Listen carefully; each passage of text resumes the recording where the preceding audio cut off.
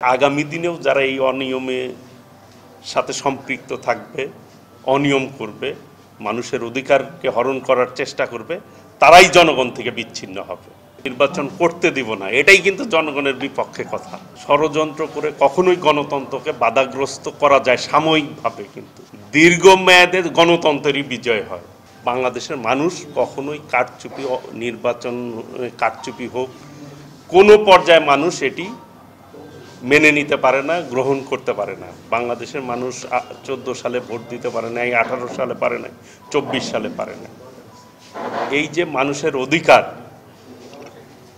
যে তারা তাদের পছন্দ মতো প্রার্থীকে নির্বাচিত করবে, সেই ক্ষেত্রে যখনই যে প্রতিবন্ধকতার সৃষ্টি করেছে, অনিয়ম করার চেষ্টা করেছে, তারাই কিন্তু পরবর্তীতে জনগণ থেকে বিচ্ছিন্ন হয়েছে। আশা করি যে আগামী দিনেও যারা এই অনিয়মের সাথে সম্পৃক্ত থাকবে, অনিয়ম করবে, মানুষের অধিকারকে হরণ করার চেষ্টা করবে, তারাই জনগণ থেকে বিচ্ছিন্ন হবে। জাতি সেটি বিচার করবে। নির্বাচন করতে দিব না, এটাই কিন্তু জনগণের বিপক্ষে কথা। এবং নিজেদেরকে ফ্যাসিবাদদের যে মানসিকতা, চরিত্র, সেইটাকে তারা নিজেদের মধ্যে ফুটিয়ে তুলছে। এটাই সে আশঙ্কার বিষয় যে এই বাংলাদেশের মানুষ বিগত 17 বছর তাদের আন্দোলন সংগ্রাম করে ফ্যাসিবাদের বিদায়ী হয়েছে। মানুষ এই মানসিকতা কিন্তু চায় না।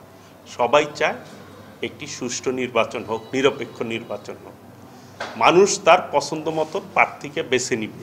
সেই ব্যবস্থা করার দায়িত্ব হচ্ছে সরকারের। নির্বাচন বানচালের জন্য বিভিন্ন কথা মানুষ এর আগেও বলেছে, ষড়যন্ত্র করছে। যারা ষড়যন্ত্র করে কখনোই গণতন্ত্রকে বাধাগ্রস্ত করা যায় সাময়িকভাবে, কিন্তু দীর্ঘমেয়াদে গণতন্ত্রেরই বিজয় হয়। আশা করি এই দেশের মানুষ ঐক্যবদ্ধ রয়েছে। আগামী দিনে ইনশাল্লাহ বাংলাদেশের মানুষ আমাদের ভারপ্রাপ্ত চেয়ারম্যান দেশনায়ক তারেক রহমানের নেতৃত্বে একটি গণতান্ত্রিক বাংলাদেশ মানুষ প্রত্যাশা করে। যেই বাংলাদেশে কোনো সন্ত্রাস থাকবে না, নৈরাজ্য থাকবে না, সকলে মিলে ঐক্যবদ্ধভাবে গণতান্ত্রিক বাংলাদেশ গড়ে তুলবে, সবার মতকে একত্রিত করে। যেটি আমাদের ভারপ্রাপ্ত চেয়ারম্যান দেশনায়ক তারেক রহমান বলেছে যে ভোট দিব ধানের শীষে, দেশ গড়ব মিলেমিশে। এবং 31 দফায় র্যাম্বোর নেশনের কথা বলা হয়েছে। উনি একটি কথা বলেছে, নির্বাচনে জিতু খারু সবাইকে নিয়ে জাতীয় সরকারের কনসেপ্ট দিয়েছে।